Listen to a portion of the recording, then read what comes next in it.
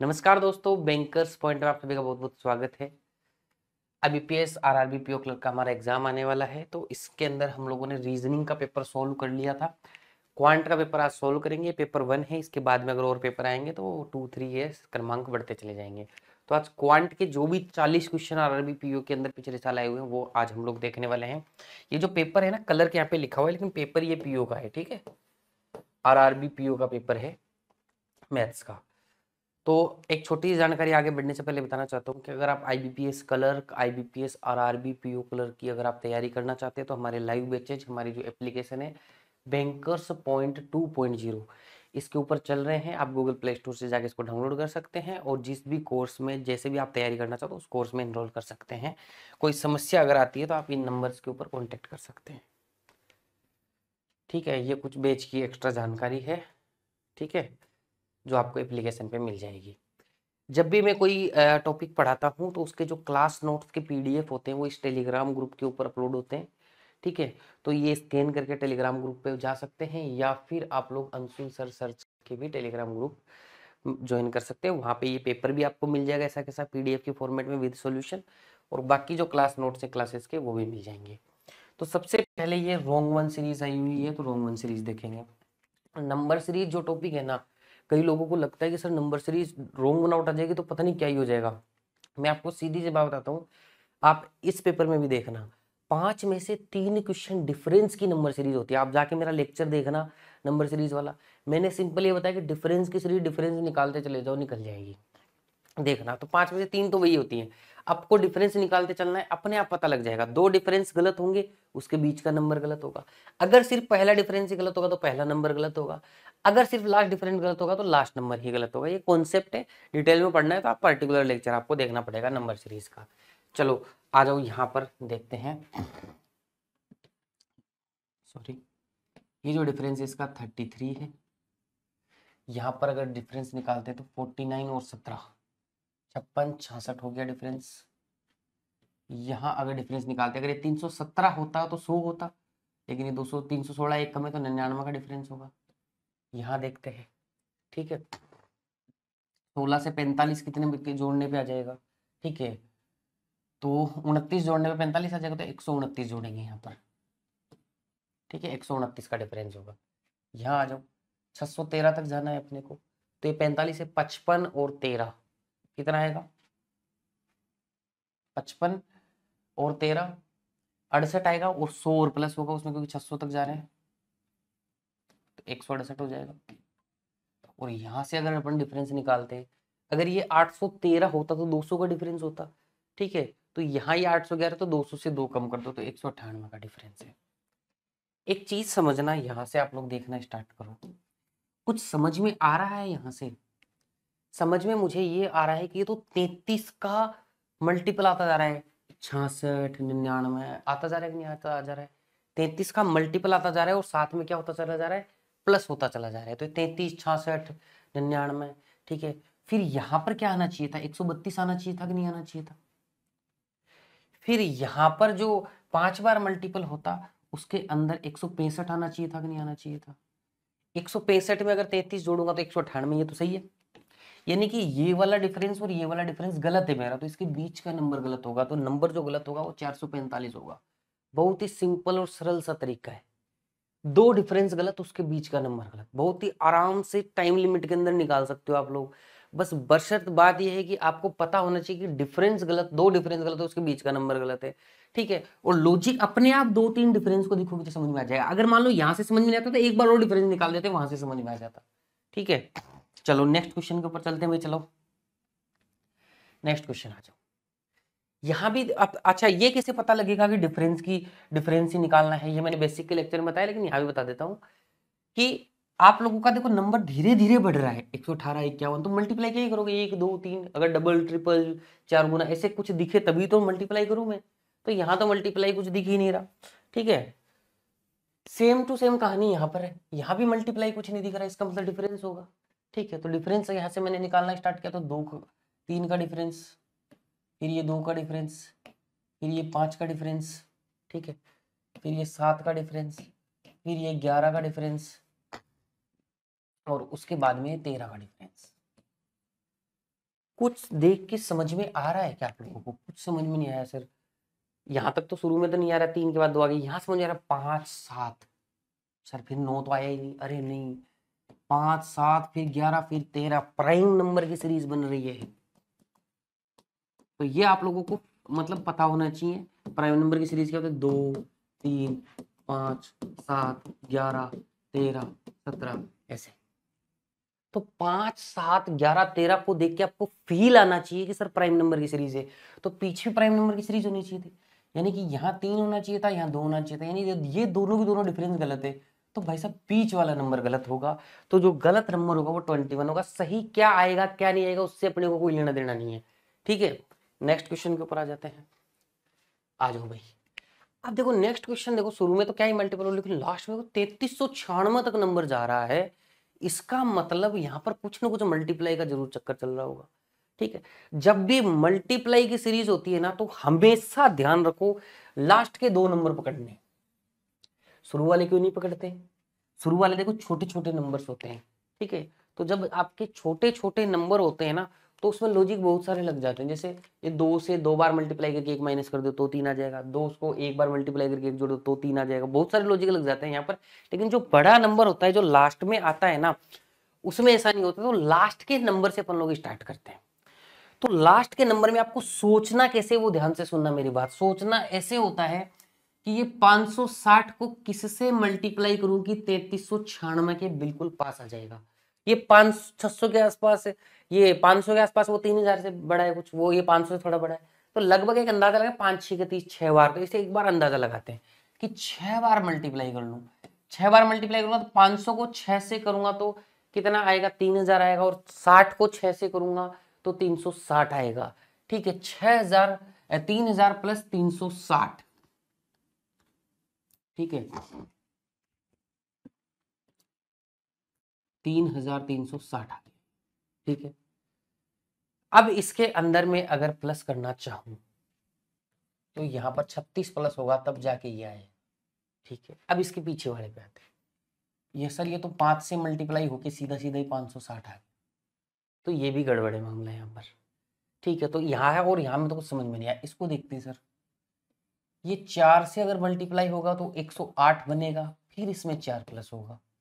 फिर पीछे वाला देखते हैं सर, 3 से मल्टीप्लाई होने पे हो रहा है, 3 से मल्टीप्लाई होके 3 प्लस हो रहा है। यहाँ मुझे लॉजिक समझ में आया कुछ, ठीक है।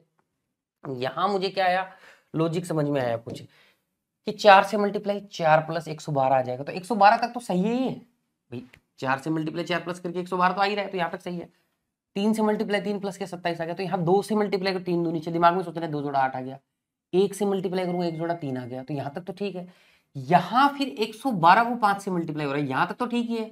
जैसे इसके आगे जाता है इसका मतलब ये नंबर गलत है, क्योंकि यहाँ पर 112 का 5 से मल्टीप्लाई होके 5 जुड़ना चाहिए था, तो ये 560 की जगह 565 आता। लेकिन अपने को कोई मतलब नहीं है 565 से, आप तो सीधा 560 पे टिक कर देना।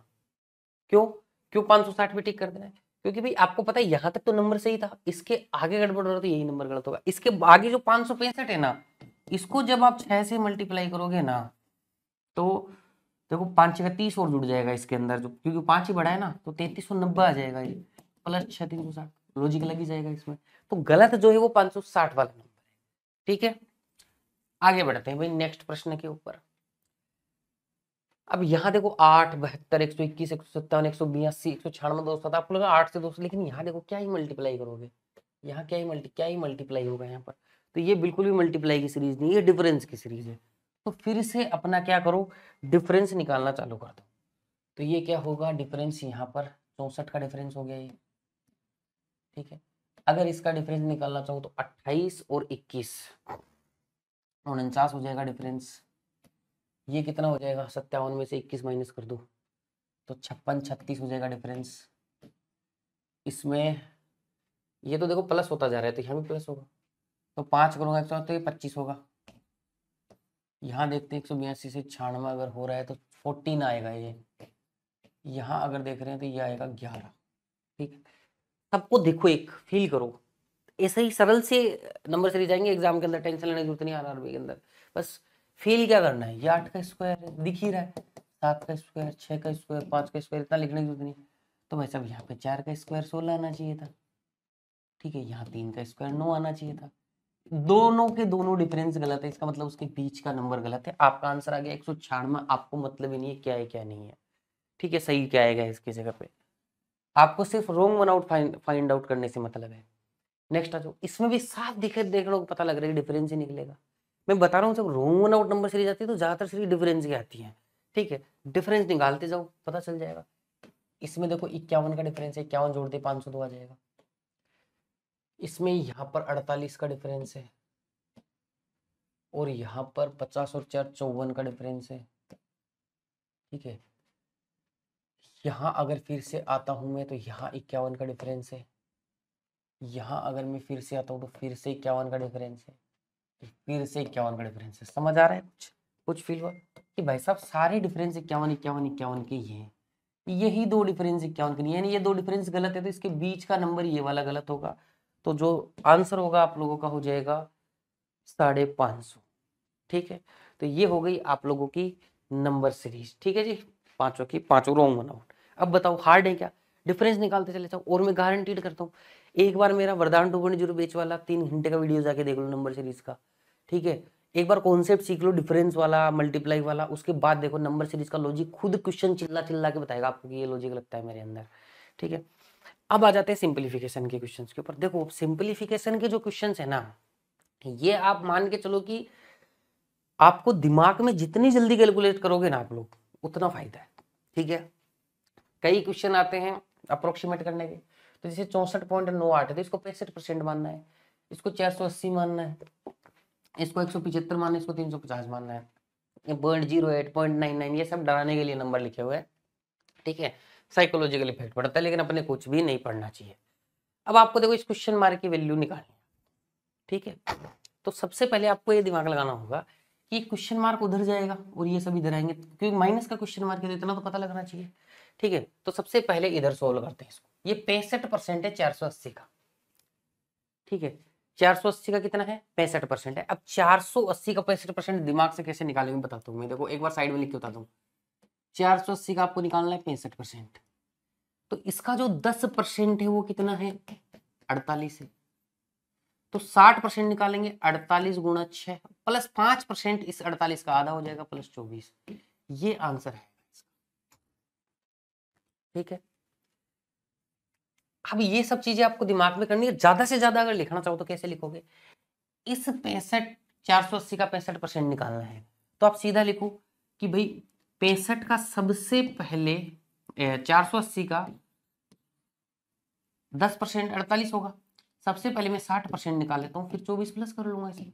ये लो 6 चौक 24, 240 प्लस 48 288।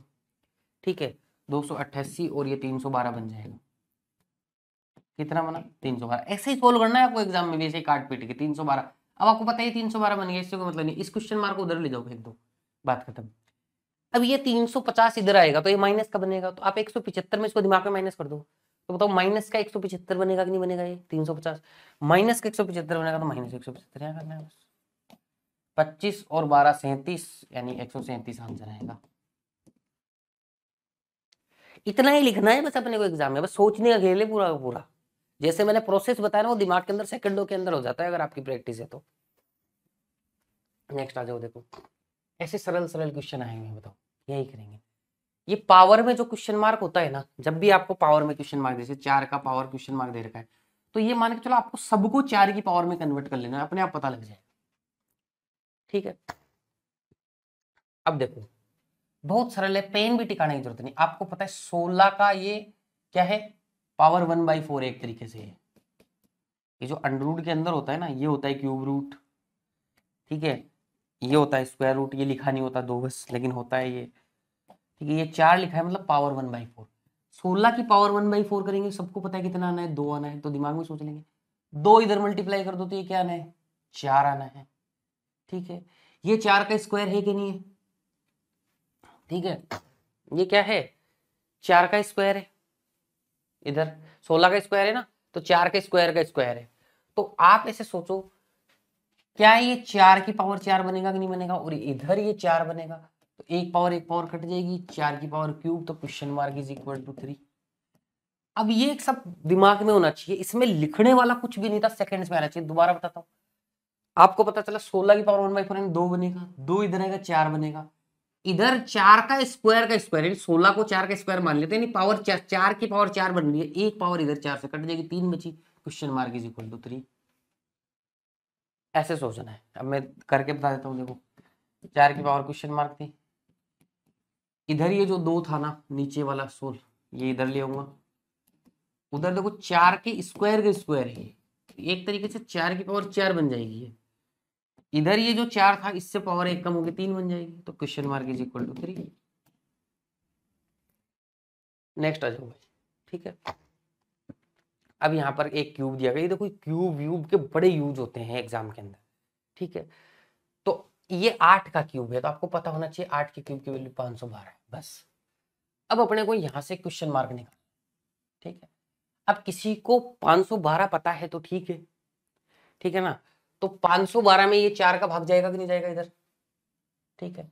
512 में 4 का भाग दे दो एक, तो या तो ऐसे कर लो, या फिर कोई समझदार बंदा होगा और भी तरीके से निकालना चाहेगा तो वैसे सोचेगा, ये 8 गुणा 8 गुणा 8, 3 बार 8 गुणा है कि नहीं है, इधर वाले 4 से एक 8 को काट दो, ये 8 का क्यूब का मतलब दिमाग में से सोच सकते हैं कि नहीं सोच सकते हैं, एक बार दोगे तो 8 का स्क्वायर 64 गुणा 2 128 ही आना है।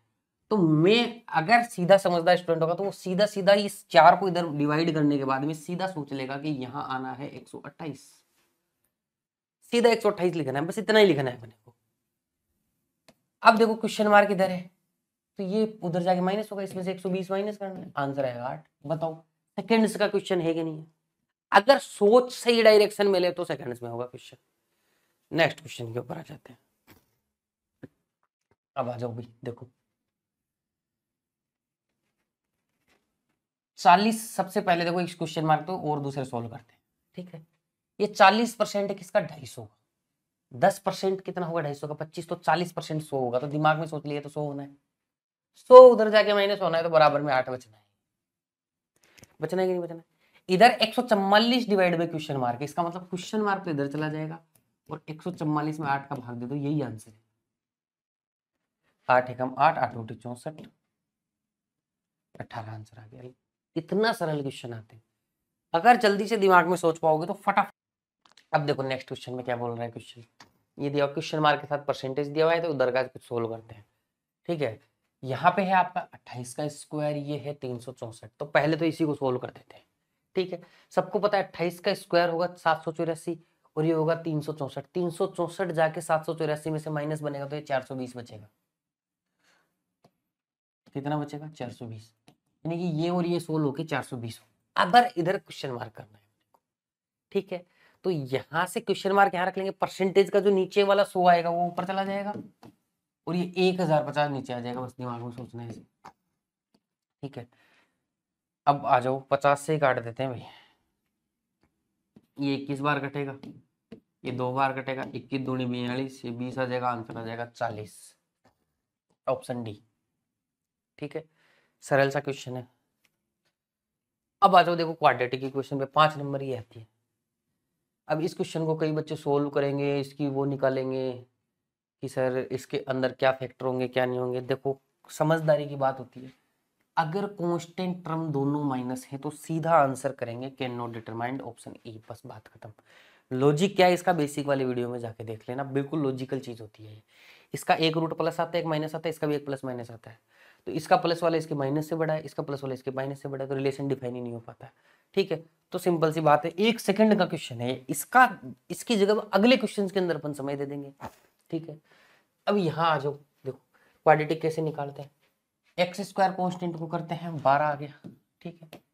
अब इसको इसके हिसाब से फैक्टर कर ले तो 4 तिया 12, ये जो a होता है 12, ये इसमें क्या हो जाता है डिवाइड हो जाता है, साइन पहले वाला चेंज हो के आता है, पहले वाला पीछे देखता है ईमानदार है तो प्लस प्लस ही आएंगे साइन, दूसरे वाले भी सेम साइन है तो प्लस प्लस ही आने, तो 20 के यहाँ पर आ जाएगा 5, यहाँ पे आ जाएगा 4। देखो किसी को साइन कन्वर्जन वगैरह नहीं आता तो बेईमान ईमानदार कॉन्सेप्ट से निकालते हैं, आप जाके देख सकते हो बेसिक वीडियो में। एकदम से क्या होता है कि पहले वाला जो साइन होता है हमेशा चेंज होके आता है, जैसे माइनस का प्लस हो क्या गया, ये प्लस जो है ये दूसरा साइन है, कुछ भी हो सकता है, ये पीछे देखता है अपने, अगर माइनस होता है तो इसको अपन ईमानदार मानते हैं,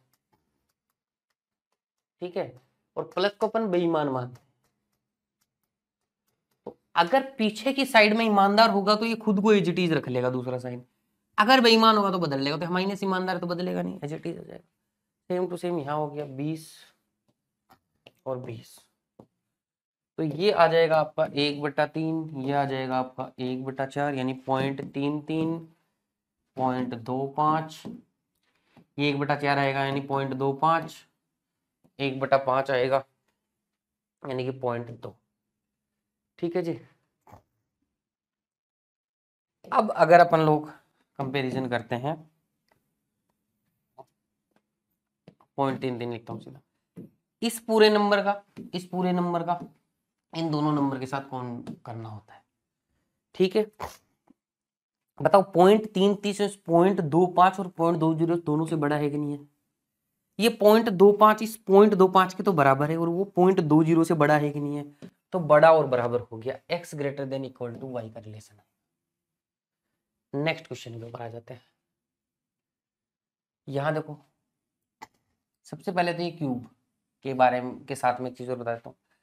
अगर यही y square is equal to 36 आता ना, तो y की वैल्यू में +6 और -6 दोनों मान था।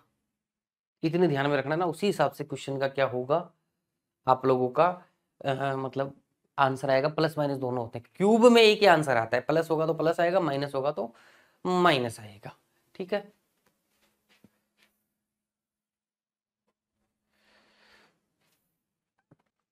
तो यहाँ पर जो y की वैल्यू आएगी वो तो +6 ही आएगी। ठीक है, x की जो वैल्यू होगी 114 के 13 के हिसाब से क्या होंगे, फैक्टर होंगे। 13 के हिसाब से जो फैक्टर होंगे वो होंगे 19 और 6। ठीक है, उसमें भाग किसी का जाना नहीं, साइन देखेंगे प्लस चेंज होकर माइनस आएगा, माइनस पीछे देखेगा कि ईमानदार है बेईमान है तो खुद को बदल के क्या कर लेगा, प्लस कर लेगा। तो ये 19 और 6, देखो पहले बड़ी वैल्यू लिखनी है बाद में छोटी वैल्यू लिखनी है, ये भी हैबिट बनानी है। अब देखो ये जो -19 है ना, ठीक है, ये इस +6 से क्या है, छोटा है, और ये +6 इस +6 के क्या है, बराबर है। तो छोटे और बराबर का रिलेशन आ जाएगा यहाँ पर, ऑप्शन डी आपका क्या हो जाएगा, आंसर हो जाएगा। नेक्स्ट आ जाते हैं क्वेश्चन के ऊपर। कहाँ गया नेक्स्ट क्वेश्चन, एक सेकेंड, आ जाओ। यहाँ पर 8 के टुकड़े करने हैं, आएगा 4 और 2, दोनों के दोनों प्लस में ही आएंगे। ठीक है, साइन कन्वर्जन से निकाल लेंगे। ये 8 है, 8 के जो टुकड़े आएंगे 2 के हिसाब से भी 4 और 2 ही आएंगे। ठीक है, यहां देखो प्लस करने पे 6 आ रहा है, यहाँ माइनस करने पे 6 आ रहा है। उसका लॉजिक होता है अगर यहाँ प्लस होता है तो प्लस करने पे आना चाहिए, ये यहाँ माइनस होता है तो -4 2 माइनस करने पे 2 आ रहा है, तो इसी तरीके से होना चाहिए। इसमें प्लस देखो चेंज होकर माइनस आ जाएगा, माइनस चेंज होकर प्लस हो जाएगा। ठीक है, अब देख लो ये 4 जो है ना -4 से क्या है, बड़ा है, +2 से भी बड़ा है। ये +2 जो है -4 से क्या है, बड़ा है, +2 के बराबर है, तो ग्रेटर देन इक्वल टू का यहाँ पर क्या आ जाएगा, रिलेशन आ जाएगा, ऑप्शन नंबर बी। ठीक है, आगे बढ़ो भाई, नेक्स्ट क्वेश्चन के ऊपर आ जाते हैं। फिर से वही सिंपल सा है, 30 के फैक्टर करने दोनों प्लस ही आने, 6 और 5 होंगे। इधर 13 के फैक्टर करने 7 और 6 होंगे।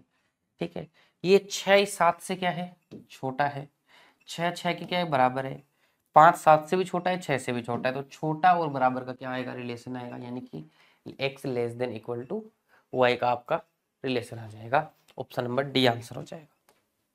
चलो भाई आगे आ जाता है अपना एक डीआई का क्वेश्चन। ठीक है, इस डीआई में यहाँ पर क्वेश्चन क्या बोल रहा है, the line graph given below shows the production and demand of items of 4 different manufacturing companies in 2019। ठीक है, 4 अलग अलग कंपनी है, कंपनियों के नाम है ABCD। ये जो आपका ग्रीन कलर का जो ग्राफ दिखाई दे रहा है ना, ये वाला, ठीक है, ये आपका दिखाता है प्रोडक्शन का, टन के अंदर प्रोडक्शन है, और रेड वाला दिखाता है डिमांड का टन के अंदर। तो ये आपका ग्राफ दिया गया है।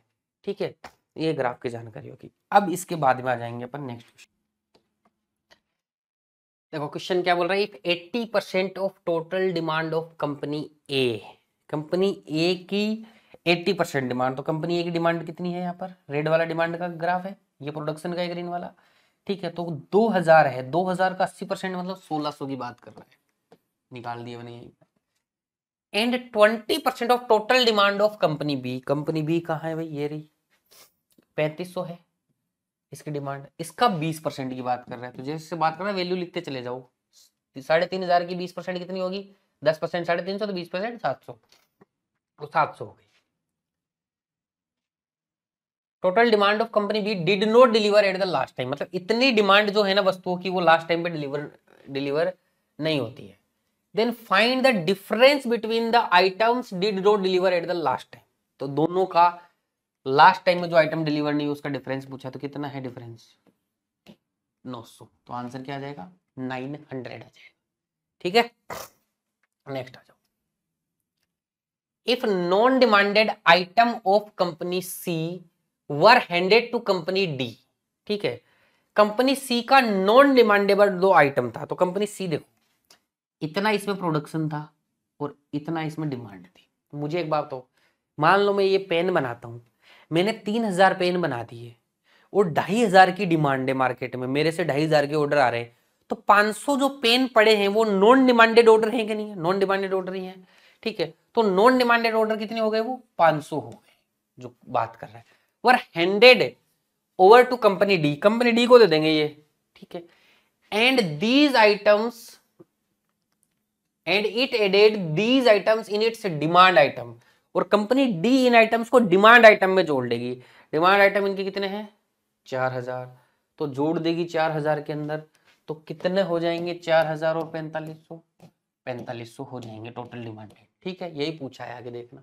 Then find a new demanded item of company D, तो 4500 खुद बोला है क्वेश्चन, इसमें जोड़ देंगे तो अपन ने जोड़ दिया, वही आंसर है। देखो ऐसे सरल सरल लिए आती है क्या सर, सरल सरल क्वेश्चन। अब देखो प्रीवियस ईयर पेपर में ऐसे ही क्वेश्चन मिलते हैं, क्या करें। ठीक है, अच्छी अच्छी डीआई भी सोल्व करवाई है, आप जाके रिकॉर्डेड जो और सेशन से उसमें जाके देखिएगा।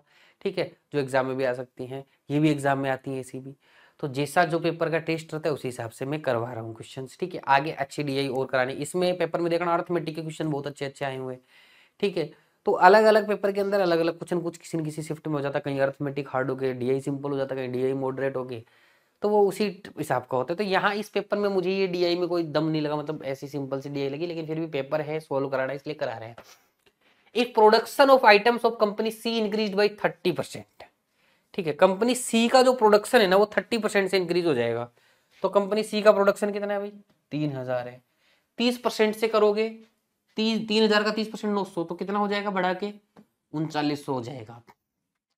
इन 2020 ये 2019 का मतलब ग्राफ था, ये अपने को 2020 का डेटा दे रहा है कि जो आपका प्रोडक्शन है 2020 के अंदर 3900 हो गया, 30% बढ़ के। देन प्रीवियस ईयर, ठीक है, प्रीवियस ईयर से then find the difference between production of item of company C in 2020 and that in 2019। तो 19 में तो प्रोडक्शन 3000 ही था, दोनों का डिफरेंस पूछा है, ये 20 का, ये 19 का, डिफरेंस कितना होगा, 900 टन। ठीक है जी, आगे बढ़ जाते हैं फिर, आ जाओ। What is the ratio of sum of demand of items of company C and company D to production of item of company B. ठीक है, रेशियो पूछा, what is the ratio sum of demand item of company C and company D, company C और D की demand item, तो ये तो है 2500, ये है 4000, दोनों को जोड़ देते हैं तो कितना आ जाएगा, 65। इसका रेशियो पूछा है मेरे से, किससे, कंपनी बी की वस्तुओं के उत्पादन का अनुपात का है, तो कंपनी बी का प्रोडक्शन क्या है, 4000 है, तो 6500 का 4000 से रेशियो पूछा गया है। काट दो, 13 पंजो 65 और 8 पंजो 40, तो ये 13 आएगा, ये 8 है। ठीक है, 5 से कटेंगे तो 13:8 क्या आ जाएगा, आंसर आ जाएगा। नेक्स्ट आ जाते हैं, कंपनी ए और सी के उत्पादन का योग कंपनी डी की वस्तुओं की मांग से कितने प्रतिशत अधिक या कम है। Sum of production of company A and C, A और सी की प्रोडक्शन का सम, तो 2500 और 3000 कितना हो गया भाई, 5500 हो गया। Is what percent more less than the demand item of company D, company D की डिमांड आइटम कितनी है, ये रही भाई, कितनी है, 4000। ये 5500 का 4000 से कंपेयर करना है तो नीचे तो 4000 ही आएगा, और ये कितना कम ज्यादा है, 1500 ज्यादा है इससे। कंपैरिजन देखो ये दिन के बाद जो आता है ना उससे होता है, then demand item of company D, दिन के बाद जो आ रहा है वही नीचे आता है, ठीक है। तो अगर इसको काटापीटी करते हैं, ये 3/8 आएगा, ये 5 से 3/8 किसका फ्रैक्शन होता है पता ही अपने को, 37.5% का। तो ये आंसर में 37.5% आ जाएगा। Percentage to fraction, fraction to percentage ratio आपको याद होना चाहिए, मतलब कैसे चेंज करते हैं, उसी से एक क्वेश्चन हो रहा था। आगे आ जाओ 21 से 23, ये छोटा सा केस लेट दिया है, इसमें भी ज्यादा कोई लेवल नहीं है, लेकिन फिर भी सोल्व करते हैं अगर आरबी में से आते हैं तो क्वेश्चन, ठीक है, क्योंकि ये पेपर का क्वेश्चन है, बहुत ही सरल सा क्वेश्चन है, कुछ भी ज्यादा खास नहीं है। ऐसा क्वेश्चन आते तो आपको इसे देखते उड़ा देना चाहिए ऐसे क्वेश्चन को। There are three different hubs, IT, food and medical, 3 hub है यहाँ पर, आईटी, फूड और मेडिकल, ठीक है। Total number of employees in IT hub are 800। अब इंप्लॉइज की संख्या दी गई है तो टोटल, आईटी में टोटल संख्या है 800, and the ratio of male to female in IT अब 2:3, तो मेल और फीमेल की संख्या और दी है इसमें, तो भाई मेल फीमेल का रेशियो है 2:3, तो भाई टोटल रेशियो कितना हुआ 5, 5 की वैल्यू कितनी 800, तो कितने से मल्टीप्लाई करो 160 से, ये भी 160 से मल्टीप्लाई होगा तो आएगा 320, ये 160 से मल्टीप्लाई होगा तो आएगा 480, तो 320 और 480 मेल फीमेल का रेशियो हो गया भाई, ठीक है। तो यहाँ से संख्या निकाल के वहां रख दी, टेबल बना दी उसमें। In medical hub total number of employees are 1200, medical hub में 1200 लोग हैं भाई। कैसले डीआई में देखो एक वेन डायग्राम वाला क्वेश्चन भी आता है ऐसे, और एक कई बार थोड़ी सी टेक्निक भरी मतलब टेबल बनाने का भी क्वेश्चन आता है, तो वो सब मैंने है ना, आप जाके नई मैंने एक प्ले लिस्ट बनाई है मैथमेटिक्स की, उसमें जाके देखो आपको अलग से पता लगेंगी चीजें, ठीक है। तो डीआई की भी मैंने बनाई हुई है, कैसले डीआई भी डाला हुआ है, 2024 में आरआरबी की कैसे तैयारी करनी है उसकी फ्री वीडियोज की प्ले लिस्ट बनाई है नई अभी, उसके ऊपर जाके देखो प्ले लिस्ट के अंदर, वहां पे आपको सारा कुछ मिलेगा। सिर्फ पजल और सिटिंग का कंटेंट थोड़ा सा पहले का कम है, उसको मैं सुपर कॉन्सेप्ट सीरीज के अंदर कवर कर रहा हूँ। देखो थोड़ा समय लग रहा है सुपर कॉन्सेप्ट सीरीज में, लेकिन उसमें कंटेंट भी ऐसा ही है, थोड़ी मेहनत लगती है उसमें, और थोड़ा सा क्या है हमारे स्टूडियो एरर्स भी कुछ ज़्यादा हो रहे हैं। आपको पता है ये वाला जो पेपर है ना मैं तीसरी बार रिकॉर्ड कर, ठीक है। पहली बार में ऐसा हुआ कि स्टूडियो की कुछ 2 लाइटें बंद रह गई, तो वीडियो में कुछ रिकॉर्डिंग में दिक्कत आ गई, ब्राइटनेस कुछ वीडियो में। दूसरी बार हुआ तो बीच में कुछ पता नहीं सेल खत्म हुआ क्या हुआ, तो कुछ ऐसा हुआ, और साउंड भी चेक कर रहे थे क्या हुआ, साउंड गायब हो गया उसके अंदर। तीसरी बार कर रहा हूँ, तो कई बार ऐसे जीवन में फालतू की दिक्कतें भी आती है, ये नॉनसेंस दिक्कतें हम ध्यान भी रखते फिर भी आ रही हैं, ठीक है, आगे नहीं आएंगी, फिर हम गलतियों को सुधारते चले जाते हैं, तो थोड़ा समय लगेगा, धैर्य रखिएगा, मैं डालूंगा कंटेंट, पीछे का देख लो, इतने रिवाइज कर लो सारा का सारा, ठीक है। नया डालेंगे एकदम जबरदस्त डालेंगे, ऐसा डालेंगे कि दोबारा उस टॉपिक पर डालना पड़े फिर, ठीक है ना। आ जाओ नेक्स्ट, तो मेडिकल में 1200, in food hub total employees are 400 and the number of male and female employees working in food hub are equal, भाई 400 लोग हैं और मेल और फीमेल बराबर है, इसका मतलब 200 है। अब आ जाते हैं, देखो कुछ क्वेश्चन हैं इसके ऊपर, 3 क्वेश्चन बेस हैं इसके ऊपर, करते हैं फटाफट। The ratio of male to female in medical hub is 7:5, male to female medical hub में 7:5 है मेल और फीमेल का। Find the total number of female in medical hub, तो ये 5 रेशियो की वैल्यू निकालनी है। मेडिकल हब में टोटल कितने भाई 1200, ठीक है। तो यहाँ टोटल का रेशियो कितना है 12, 12 को 1200 बनाने के लिए कितने से मल्टीप्लाई होगा 100 से। पूछा क्या है फीमेल की संख्या, तो फीमेल का रेशियो 5, तो फीमेल हो जाएंगी कितनी 500। कुछ करना ही नहीं था इस क्वेश्चन में, पता नहीं कैसे आ गया ये question. Total male in IT hub are what % more less than total female in food hub, ठीक है। Total male in IT hub, तो आईटी हब में मेल कितने टोटल 320, ठीक है। Is what % more less than the female in food hub, food hub में female male तो same ही है, तो कितने होंगे 200। तो भाई total male in IT hub ये कितने ज्यादा है इस 200 से, 120 ज्यादा है, और कंपैरिजन 200 से कर रहा है, ये काट देंगे तो कितना आ जाएगा 60%। 23 नंबर क्वेश्चन पे आ जाते हैं। बोल रहा है question, if total males in medical hub is 50% more than total female in IT hub, तो आईटी हब में टोटल फीमेल कितनी है 480, 480 का 50% ज्यादा, यानी 480 तो रहेगा ही रहेगा, उसका 50% 240 ज्यादा, यानी कि टोटल मिला कितना हो जाएगा 720। ये क्या है, ये मेल इन मेडिकल हब है। तो ठीक है, मेन इन मेडिकल एमएम लिख देता हूं, याद रह जाए, भूले नहीं। ठीक है, then find the ratio of total male in IT hub and total female in medical hub. ठीक है, टोटल मेल कितने आईटी हब में 320, total female in medical hub, total male तो मेडिकल हब में 720 है और उसमें टोटल संख्या है 1200, तो 720 अगर मेल है तो फीमेल माइनस कर दो, कितनी होंगी 480। आपको ये रेशियो निकालना था, 16 से काट देना, 2:3 आएगा, ऑप्शन डी आंसर हो जाएगा।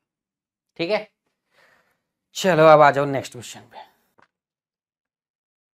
B alone can do a work in 15 days.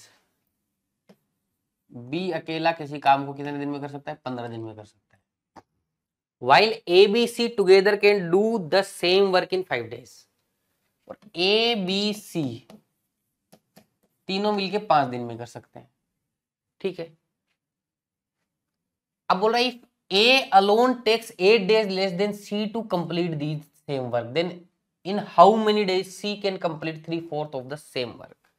अब देखो सी का तो कुछ दिया नहीं गया है, सी जो ए है वो सी से 8 दिन कम लेता है, ये से बोल रहा है, तो मान लेते हैं इनका जो टोटल वर्क होगा 15, इसकी एफिशिएंसी आ जाएगी 1, इनकी आ जाएगी एफिशिएंसी 3। अगर मैं बोलूं ए और सी की एफिशिएंसी कितनी आएगी, ए और सी की जो एफिशिएंसी आएगी वो 2 आएगी। ठीक है, अब आ जाओ क्वेश्चन के अंदर, A alone can takes 8 days less than C to complete the same work. ठीक है, ए जो है ना वो 8 दिन कम लेगा, कितने दिन कम लेगा 8 दिन लेगा, सी से कम लेगा। अब आप इस पेपर में एक चीज देखना, जितने भी अर्थमेटिक के क्वेश्चन आएंगे ना, कोई भी सीधा अलटप्पा मेथड जो होता है ना, जिसको बोलते हैं मतलब तुक्के वाला, ऐसे कर लो वैसे, उससे नहीं होगा, बिल्कुल बेसिक से होंगे सारे के सारे क्वेश्चन। ठीक है, तो बिल्कुल बेसिक से यहाँ पे एक्स वाई जेड के अंदर अपने को इक्वेशन बनानी पड़ेगी, कोई उपाय ही नहीं है इसके अंदर।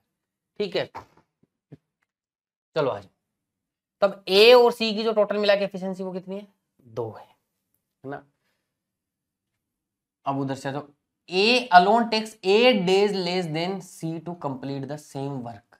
ठीक, तो मैं मान लेता हूं सी जो है ना वो x दिन लेता है। ठीक है, तो ए कितने दिन लेगा, उससे 8 दिन कम लेगा। एफिशिएंसी क्या होता है, total work divide by number of days, तो इसने x दिन लिया, इसकी एफिशिएंसी और इसकी एफिशिएंसी जोड़ दो, total work divide by this. ठीक है, तो इसकी एफिशिएंसी कितनी आएगी इधर, यानी कि ये दोनों की मिला के एफिशिएंसी 2 थी, total work divide by days, total work divide by days, यही एफिशिएंसी आती है। टोटल एफिशिएंसी क्या कर दी अपन ने, बराबर कर दी। अब यहां से x की वैल्यू निकालनी पड़ेगी सॉरी, अब अपने को क्या लेना पड़ेगा, एलसीएम लेना पड़ेगा x इंटू एक्स माइनस 8। ठीक है, तो कभी भी ऐसे मत लिखना, जितना शॉर्टकट हो सकता है ये लिखना, तो ये तो गुणा ही कर देना इसको। ठीक है, एक्स स्क्वायर माइनस 8x, इधर देखो ये 15 इससे गुणा होगा, 15x माइनस 8। ठीक है, ये x इससे गुणा होगा 15x, तो 30x माइनस 120 बनेगा कि नहीं बनेगा, 15 इंटू 120 इतना ही बनेगा। ये 15x इसका 15x इसका दोनों का जोड़ दिया एक साथ, और ये माइनस 120 यहाँ पे, ये 2 हो गया यहाँ पर। अब टोटल इक्वेशन अगर हम लोग बनाएं, इसको इधर ले जाते हैं, 2x स्क्वायर, ठीक है, ये बनेगा minus 16x is equal to इसके बराबर आएगा 30x माइनस 120। अब अपने पहले भी काट सकते हैं, 2 से तो कट ही जाएगा ये, 2 8 15 और 60। ठीक है, इतना आप देखो शॉर्ट में भी कर सकते हो, मैं तो आपको स्टेप बाय स्टेप समझाने के लिए, आप स्टेप कम भी कर सकते हो, जितना दिमाग में करोगे उतना सरल हो जाएगा।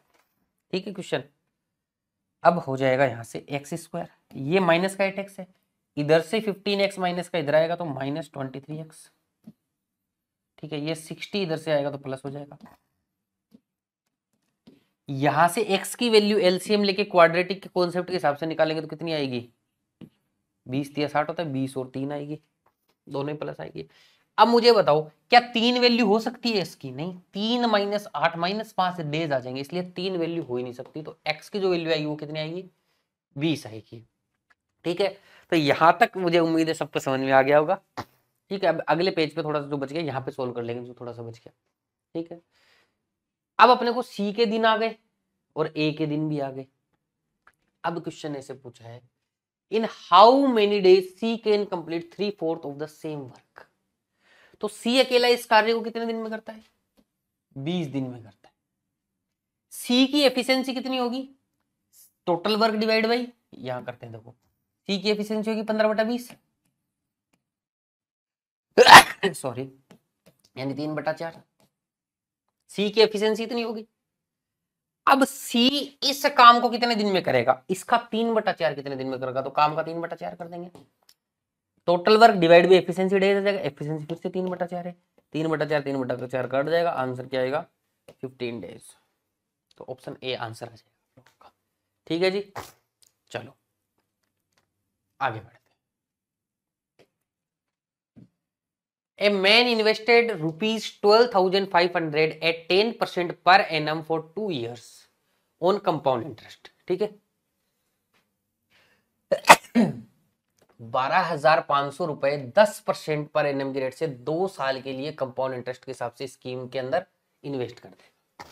ठीक है, अब 2 साल का जो इंटरेस्ट होता है वो कैसे निकालते हैं अपन? 12,500 का पहले साल का सिंपल इंटरेस्ट 1250 सॉरी, फिर इस पहले साल के एंड में जो आ गया वो यहाँ पर भी ट्रांसफर होगा, पहले साल के लिए इसका 10% लगेगा। ठीक है, तो ये कंपाउंड इंटरेस्ट की स्ट्रक्चर होती है। तो जो मैंने नई प्लेलिस्ट बना के डाली है ना आरआरबी 2024 के प्लेलिस्ट में जाना, वहां पे अर्थमेटिक की एक अलग से प्लेलिस्ट बनी हुई है, वहां पे जाके देखोगे तो आपको पता लगेगा सीआई का ये स्ट्रक्चर मेथड क्या होता है सीआई निकालने के लिए। तो इस स्ट्रक्चर मेथड से अपन क्या निकालते हैं? सीआई निकालते हैं। तो ये सीआई निकाल दिया मैंने। अब क्वेश्चन क्या बोल रहा है? If total interest received from the first scheme, कितना है ये?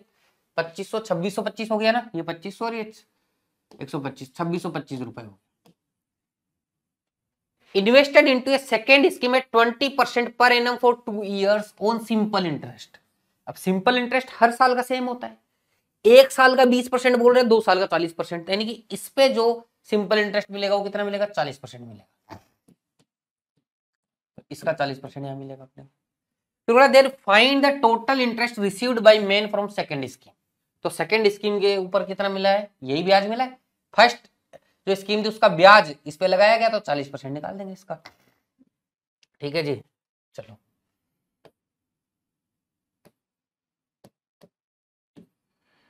ये सीधा 20 से काटते हैं ना, ये 2 और ये 5 बचेगा, 5 को इधर से काट देते हैं, 5 25। ठीक है, फिर 5 दूनी 10, फिर 5 25, 525 है। ठीक है, 525 मल्टीप्लाई बाई 2 यानी कि 1050 रुपए। ऑप्शन डी आपका आंसर। आपको बस स्ट्रक्चर मेथड आना चाहिए, सिंपल इंटरेस्ट में बस इतना सा पता होना चाहिए कि हर साल का इंटरेस्ट क्या होता है? सेम होता है, 20% एक साल का, 2 साल का 40%। नेक्स्ट देखो, इस क्वेश्चन में भी देखो फिर से बेसिक से ही जाना पड़ेगा। बैंक में ऐसा होता है कि बेसिक से ज्यादा क्वेश्चन करवाता है। A invested ₹1,600 and B invested ₹2,000 in a business. A invested for T months and B invested for T plus 3 months. A received ₹400 out of total profit of 1,400. Then find for how many months B invested. तो B ने कितने महीने के लिए invest किया? ठीक है, जो भी पार्टनरशिप का क्वेश्चन होता है ना, उसमें प्रॉफिट जो होता है ना, profit is directly proportional to investment into time. ठीक, तो यहां इन्वेस्टमेंट कितना है? ए का 1600 मल्टीप्लाई बाई कितने टाइम के लिए किया? टी टाइम के लिए किया, तो टी टाइम कर दिया। अब इसके रेशियो में लिखना है, तो इन्वेस्टमेंट मल्टीप्लाई बाई टाइम हो गया कि नहीं हो गया? अब दूसरा इन्वेस्टमेंट है 2000 रुपीज का, वो किसके लिए? टी प्लस 3 टाइम के लिए है। तो इन्वेस्टमेंट मल्टीप्लाई बाई टाइम हो गया, दोनों का रेशियो निकल गया। ये रेशियो प्रॉफिट के रेशियो के बराबर होगा कि नहीं होगा? ठीक है, अब ए को प्रॉफिट कितना मिला? 400 रुपए। ये वाला जो है ना रेशियो बी का है, तो बी का प्रॉफिट लिखेंगे, टोटल प्रॉफिट 1400, उसमें से 400 रुपए ए को मिल गया, तो बी के लिए कितना बचा? 1000 रुपए बचा। यहां से टी की वैल्यू निकाल लो, ठीक है, तो निकाल देंगे भाई। ये 2 जीरो से 2 जीरो तो उड़ जाएंगे, ये 0 से ये 0 उड़ जाएगा, ये 4 से यहाँ 400 बचेगा, ठीक है, ये 200 से 2 बार कटेगा। 2t is equal to T plus 3, तो t इधर आके माइनस होगा, तो t इज इक्वल टू 3 आ जाएगा ये, ठीक है। t की वैल्यू कितनी आ गई? 3। कई बच्चे अब जल्दबाजी में 3 ऑप्शन था 3 टिक कर देते, 3 नहीं है। बी ने कितने महीने के लिए इन्वेस्ट किया? बी ने t प्लस 3 महीने के लिए इन्वेस्ट किया, तो t प्लस 3 क्या आएगा? 6 मंथ। तो आपको आंसर लगाना है 6 मंथ, ठीक है। नेक्स्ट क्वेश्चन पे आ जाते हैं। नेक्स्ट ये एक टेबल दी है, ठीक है, इसको सोल्व करना है अपने को।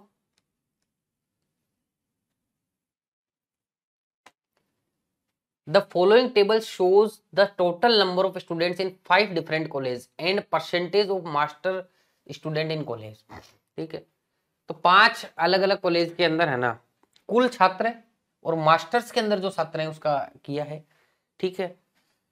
अब क्वेश्चन ने बोल दिया total number of student in college, student in masters plus student in bachelors, यानी कि कोई भी कॉलेज उसमें 2 टाइप की डिग्री है, एक बैचलर डिग्री एक मास्टर डिग्री है। तो आपको टोटल छात्र दे दिए, मान लो एक कॉलेज में 1000, उसमें से मास्टर्स में 20% है, तो बचे हुए 80% किस में होंगे? बैचलर्स में होंगे। बस इतना ध्यान में रखना, जो जो पूछेगा निकालते जाएंगे, करते चले जाएंगे। पहला प्रश्न आप सभी के सामने, find the difference between total bachelor students in A and D together to total students in B and D together. Total bachelor student B and D, तो ए और डी में बैचलर स्टूडेंट टोटल निकालने हैं। ए और D में, ए में 1000 student है, master 20% है, तो बैचलर कितने होंगे? 80%, यानी कि 800, ठीक है। और डी में कितने हैं? 850 है। 850 का 14% क्या है? मास्टर्स में है, तो 86% क्या होगा आप लोगों का? 86% बीटेक वाले होंगे। 86% का मतलब क्या है? 850 का 86%। अब देखो 850 का 10% है 85, तो 86 निकालने के लिए पहले तो 8 से गुणा कर दूं, 80% निकल जाएगा। अब 6% निकालना है, तो 1% 8.5 होगा, तो 2% 17 होगा, ठीक है, और 4% 34 होगा,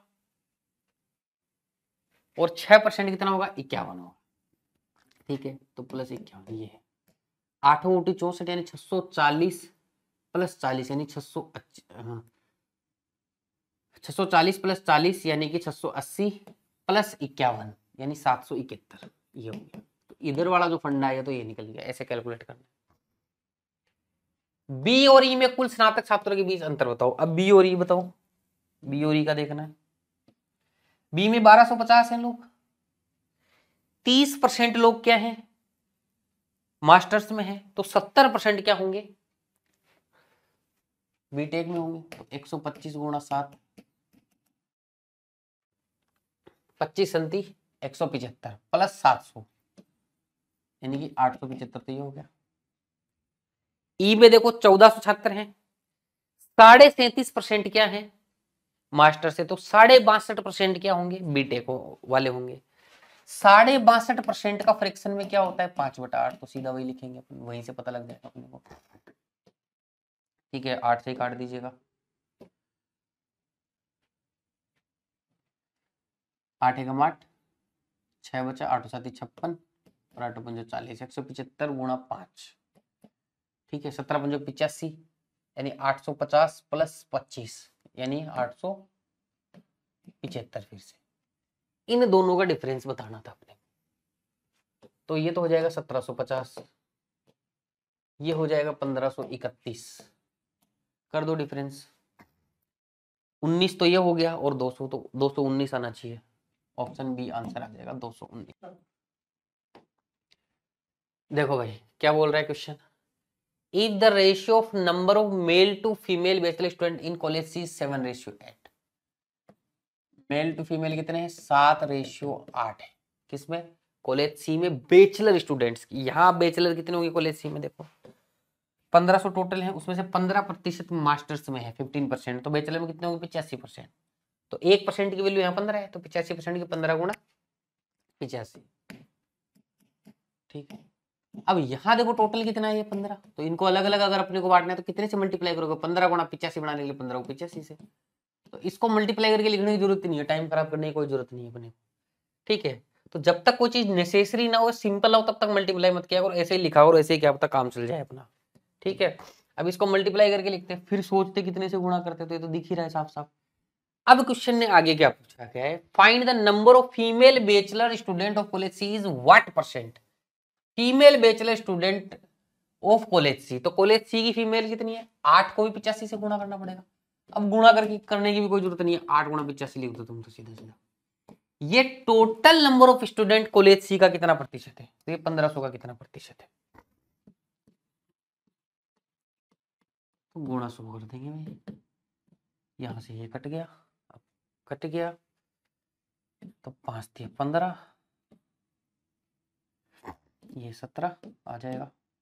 अब तो कुछ कटने का कोई उपाय नहीं है, एकदम फिक्स आंसर आ रहा है, इसलिए अपने को फिक्स ही निकालना पड़ेगा।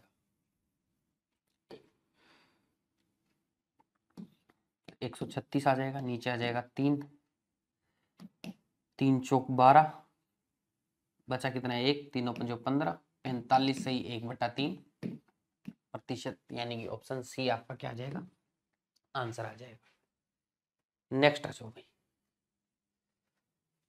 Find the average number of bachelor student in college A, B and E, ठीक है। ए, बी और ई के अंदर बैचलर स्टूडेंट्स की संख्या निकालनी है। अब देखो जब भी एग्जाम में अपन करेंगे तो ये अलग अलग फिर से निकालने की जरूरत नहीं है, एक बार अपन ने देखो पहले ही निकाले हुए हैं, तो अपने पास पेपर पे पहले से संख्या तो एग्जाम में रहेगी, ठीक है।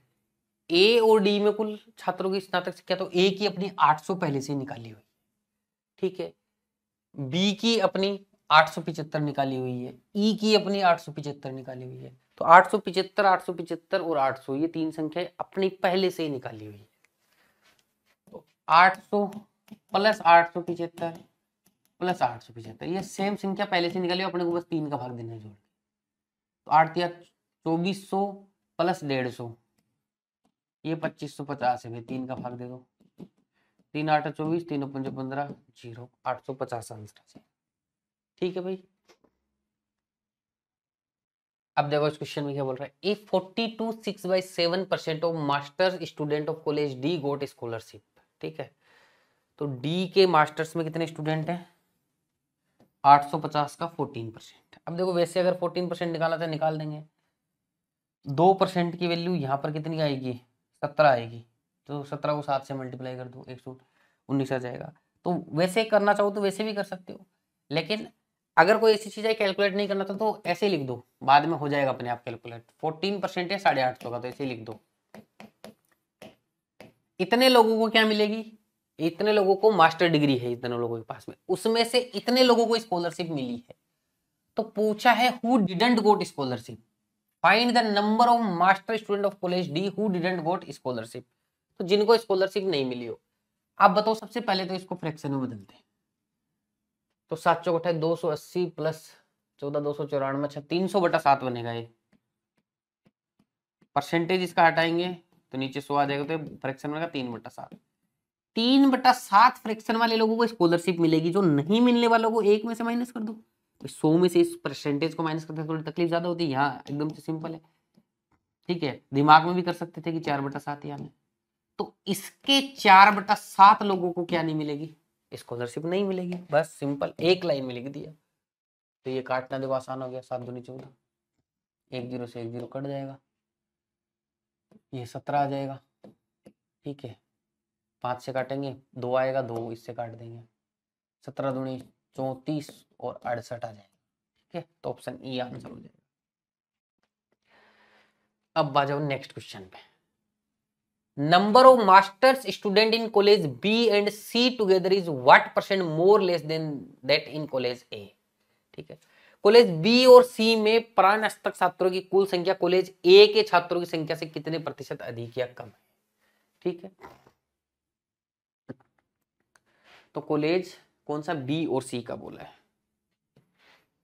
बी और सी में मास्टर्स वाले स्टूडेंट कितने हैं भाई, बी में 30%, इसका 30%, यानी 375, 375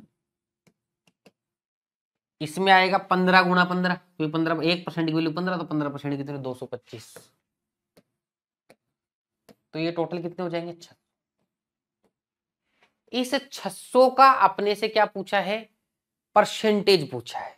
ठीक है, किससे, number of master student in college B and C together is what percent more less than college in A. तो ए में कितने बच्चे हैं भाई, 1000। ठीक, ये 1000 से नहीं पूछा है, व्हाट, ये 1000 से मत समझ जाना, is what percent more less than that in college है, यानी कि सेम कैटेगरी के स्टूडेंट जो ए में होंगे। तो ए में कितने बच्चे होंगे 200, तो इनके 107 और इनके 200, तो ये 200 से ज्यादा होंगी कि कम होंगी, पहले वाले ज्यादा है। कितने ज्यादा है, 400 ज्यादा है। कितने से, 200 से। गुणा 100 करेंगे तो 200% आंसर आ जाएगा।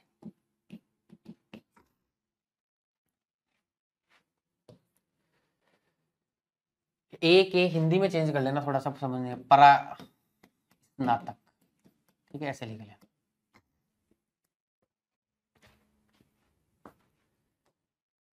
अब आ जाते हैं नेक्स्ट क्वेश्चन के ऊपर, आ जाओ। देखो क्वेश्चन क्या बोल रहा है, a train can cross a 100 metre long platform in 12 second. If train crosses a bridge which is double of its length in 21 seconds, then find the speed of the train। यानी कि question यहां पर ये पूछना चाह रहा है कि एक ट्रेन है ना, 100 मीटर लॉन्ग प्लेटफॉर्म को तो 12 सेकंड में पार करता है, ठीक है, और खुद की जो ट्रेन की लंबाई है उसके डबल लेंथ के ब्रिज को पार करने में 21 सेकंड लेता है, तो ट्रेन की स्पीड बताओ। ठीक, जब भी ऐसा क्वेश्चन आता है ना जिसमें अलग अलग तरीके से ट्रेन क्या कर रही हो, चल रही हो, तब स्पीड तो चलो बाद में निकालेंगे, सबसे पहले आप स्पीड बराबर क्या करो, क्योंकि दोनों केस में ट्रेन सेम है, स्पीड सेम मानी जाती है। तो स्पीड क्या होता है, डिस्टेंस अपॉन टाइम, ये स्पीड होता है। तो सबसे पहले ट्रेन की लेंथ में टी मान लेता हूं, टी ट्रेन की लेंथ और 100 मीटर प्लेटफॉर्म की लेंथ, तो टोटल डिस्टेंस ट्रेवल कितनी हो जाएगी। जब कोई भी ट्रेन किसी को भी पार करती है तो वो अपनी लेंथ प्लस उस ब्रिज, उस प्लेटफॉर्म की लेंथ पार करती है, डिस्टेंस ट्रेवल करती है। तो यार टी प्लस 100 ट्रेवल करेगा कितने सेकंड में, 12 सेकंड में। तो ये डिस्टेंस अपॉन टाइम, ये क्या आ गया, स्पीड आ गया कि नहीं आ गया। ठीक है, if train crosses A bridge which is double of its length, तो ट्रेन की खुद की लेंथ और ब्रिज की लेंथ ट्रेन की लेंथ का डबल, ये 21 सेकंड में पार करेगा। तो लिख दिया भाई 21। तो एक तरीके से ये 3t बनेगा, तो 3 से 3 7 21 हो गया। अब देखो ये 12t इधर बनेगा, 7t इधर बनेगा, तो 7t उधर माइनस कर दो 12t में से, तो 5t बनेगा। 7 इधर मल्टीप्लाई होगा तो ये 700 हो जाएगा। तो t की जो वैल्यू आएगी 700/5, 140 मीटर। तो t की जो अपनी जो ट्रेन की लेंथ है, अब स्पीड निकालनी है तो ये भी स्पीड है, ये भी स्पीड है, किसी भी इक्वेशन में वैल्यू रख दो स्पीड आ जाएगी। 140 + 100/12, ये 240/12 आएगा, यानी 20 मीटर पर सेकंड आएगा।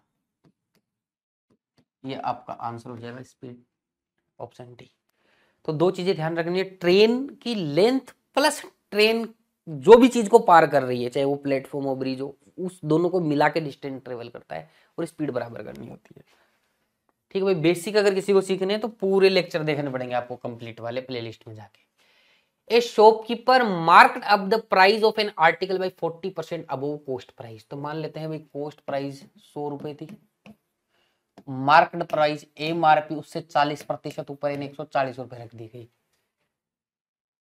ही allows 25% discount on marked price. अब 25% का डिस्काउंट निकाल दिया उसने मार्क्ड प्राइस में, तो सेलिंग प्राइस क्या होगी, 25% का डिस्काउंट मतलब इसमें 1/4 करेंगे। ठीक है, यानी डिस्काउंट कितना होगा, 25% यानी 4 का भाग दे देंगे तो 70, 35 रुपए का डिस्काउंट होगा। 35 रुपए का डिस्काउंट होगा तो सेलिंग प्राइस कितनी मिली, बनी 105 रुपए। तो वो 105 रुपए में बेचते हैं एक तरीके से। If shopkeeper earns 420 rupees as profit, then find his profit when he allows discount 20% instead of 25%। अब वो ऐसे बोल रहा है कि उसको 420 रुपए का प्रॉफिट हुआ, यहां कितने का प्रॉफिट हो रहा है बताओ, 5 रुपए का। 5 नहीं हो कि ये 420 है, तो 84 से गुणा करेंगे यहाँ पर। ठीक है, तो कोस्ट प्राइस कितनी हो जाएगी, 8400 हो जाएगी। ठीक है, 84 से गुणा करेंगे तो 8400 हो जाएगी, सीधा ही लिख दीजिए आप। अब बोला है क्वेश्चन है, then find his profit when he allow discount 20% instead of 25%। तो कोस्ट, तो ऐसे भी कर सकते हैं अपन, अगर आप ओरिजिनल प्राइस से करना चाहें 84,000 निकाल के तो कर सकते हो। इसका और भी एक आसान तरीका है कि 140 रुपए थी, अब मैं 20% का डिस्काउंट दे रहा हूं, तो मैं कितना रुपए का डिस्काउंट दूंगा, 28 रुपए का ही दूंगा, 112 रुपए में बेचूंगा। कोस्ट प्राइस तो वही है, अब मुझे 12 रुपए का फायदा हो रहा है। यहां 84 से गुणा, तो यहां भी 84 से गुणा होगा। तो ये देखो 840 प्लस 168, ठीक है, 840 प्लस 168, ये हो जाएगा 1008।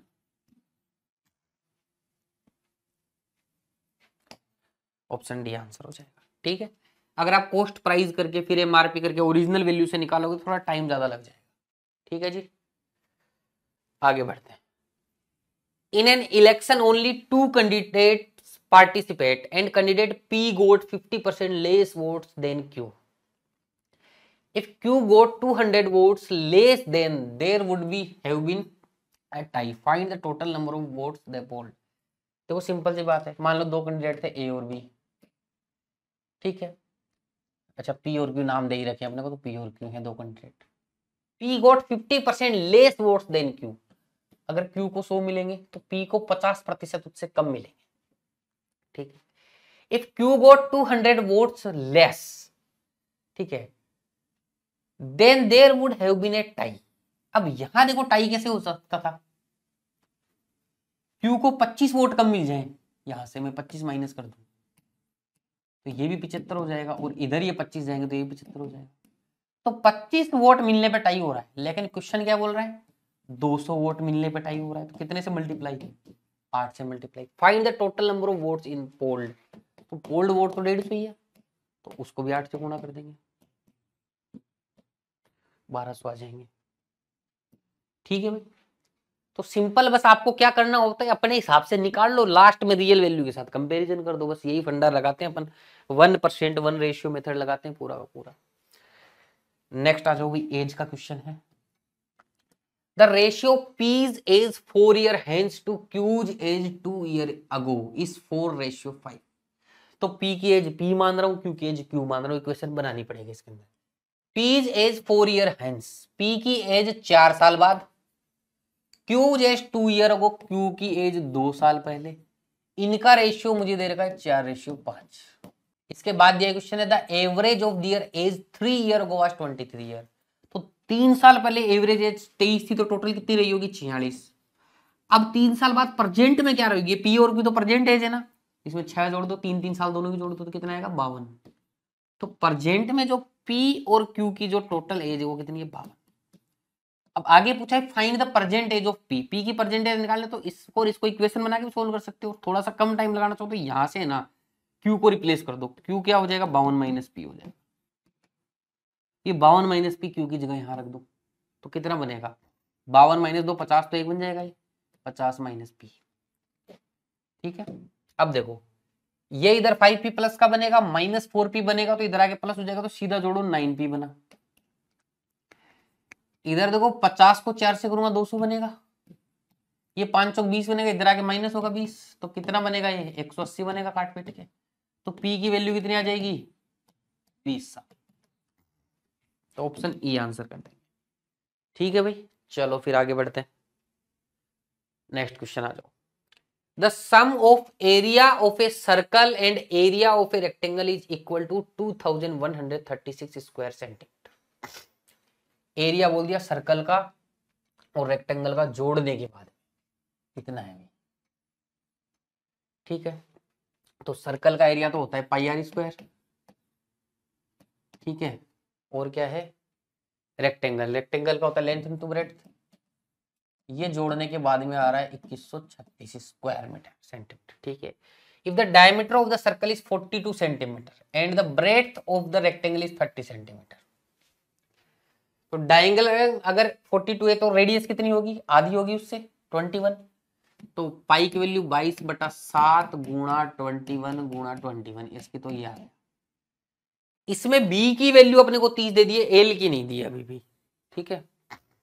तो एल की अपन निकाल लेंगे भाई, और क्या है, ठीक है। तो एल अपने को दिया नहीं है, बी की वैल्यू दे दी यहाँ पर 30, इधर आ जाएगा 3136। अब देखो अपने को यहाँ से बस एल की वैल्यू निकालनी है, ठीक है। तो एल की वैल्यू निकालते हैं, तो ये 7 या 21, 3 तो ये हो गया।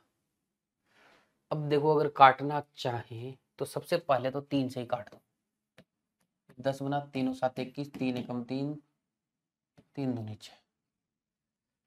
अब अगर 2 से काटना चाहे तो 2 से भी कट जाएगा, ये आ जाएगा 11, ये आ जाएगा 5, ये 712 है तो 356 आ जाएगा, ठीक है। अब यहां से गुणा भाग कर लो, इसको गुणा अगर मैं करूंगा तो 1 2 3 231 बनेगा, ये 231 जाके उधर माइनस होना है, ठीक है। तो 5L इज इक्वल टू 231 इसमें से माइनस करना है। तो अगर इसमें से 31 माइनस करता हूं तो 25 बचेगा, ठीक है। और 200 और माइनस कर दो तो 325 माइनस 200 125 बचेगा। तो L की जो वैल्यू आ जाएगी वो आ जाएगी 25, ठीक है जी। तो L की वैल्यू कितनी आ गई अपनी 25। अब अपने से क्या पूछा है देखो, अब आगे पूछा है find the find the difference between the circumference of the circle and the perimeter of the rectangle, ठीक है। सर्कमफ्रेंस ऑफ द सर्कल तो 2 पाई आर,